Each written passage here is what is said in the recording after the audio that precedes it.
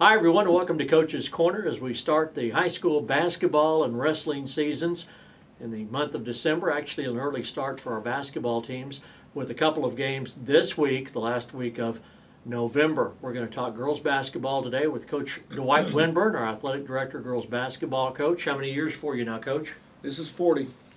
40 years overall. How many years in Ponca City? 5. This is my 5th. This is your 5th year in Ponca City. Well, 40 years, is it still stomach rumbling and exciting as you get prepared for another season? I didn't sleep good last night thinking about what's getting ready to happen, especially Thursday when you open up. And that's 3 days before you even have a ball game. So that's kind of the way it is, though, with coaches, especially with a team. In your own words, it's very young, inexperienced, could be really good, but there's a lot of unknowns, aren't there? A lot of unknowns. The off-season was very, very short. Let me just put it that way. I needed more time. Have you ever had a team with only one senior coach? No, never have. That's a little unusual, and it's not really indicative of talent. It's just that this just happens to be a year in which that class coming up only had one girl that ended up playing her entire 3 years. That one player, Kendall, is a really good player. She's a 3-year starter, but she's going to have to be the leader, I guess, on this team. And she's assumed that responsibility, Phil, both in practice and then off the practice court too. She's assumed that leadership. I think she's a mentor for these kids. You started a sophomore point guard last year, and the great thing about a sophomore point guard is that, you know, she's got 20-something games of experience now, and you told me that Cheyenne is a much better player this year. It was a hard season for Cheyenne. She had to grow up very fast, kind of like what's happening with the whole team right now, and it's paid off, and she's worked, extremely hard in the off season to get better, and she's playing well right now, having a good off season, good practice schedule. And whether you're a sophomore, a junior, or a senior, a point guard has to be a leader. That's just the position. It's like a quarterback in football. So I'm sure that there's some of that she's going to have to assume as well. I think it's always good to have size, and everybody wants a big post player. Boys want a 6'8", 6'9" kid. Girls want a 6'1", 6'2". But I still believe that the point guard position is probably the most critical spot in a basketball court. 2 returning starters there. You're going to have to find some other players. I know you're excited about the prospects, but a lot of these kids, some of which you brought up late last year, a lot of them haven't seen 6A basketball, the grind that it takes on their bodies and the mental part of this. So there's some unknowns out there how you're going to fit this puzzle together. I visited with those kids this week after our scrimmage and talked to them about what they had gained from just the off season and then the preseason scrimmages, and they're very aware now that it's faster, it's more complex, there's more things to be aware of, more knowledge that must be obtained, and so they're starting to understand that being a starter or being in that position to play a lot requires a lot of accountability. And as you have well found out, our good athletes, they play volleyball, they play softball, they don't specialize, and all of them are good basketball players, but they get tugged every which way. There's not a lot of downtime, and I'm sure you've seen some of that as you prepare for the upcoming season.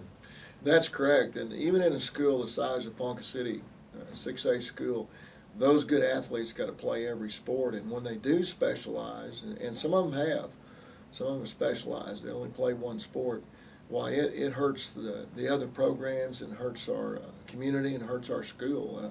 So we encourage our athletes that really can help and be a part of each program to continue to be a part of those programs. All that being said, this team has got a chance to go out and be very good.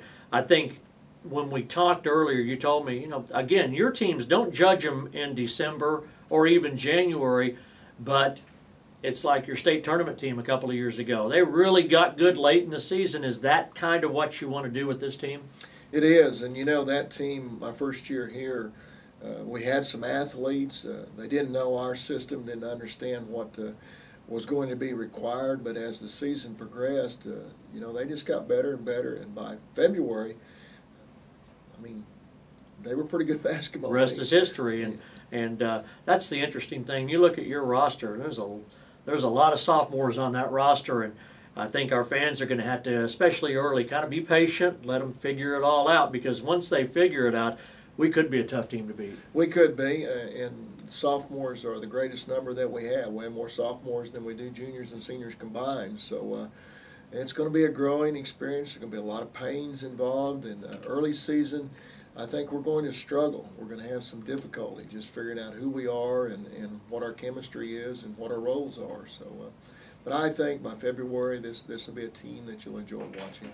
The schedule is very interesting early on. Ponca City girls and boys, for that matter, play 6 games in about a 10-day span starting this Thursday and Friday.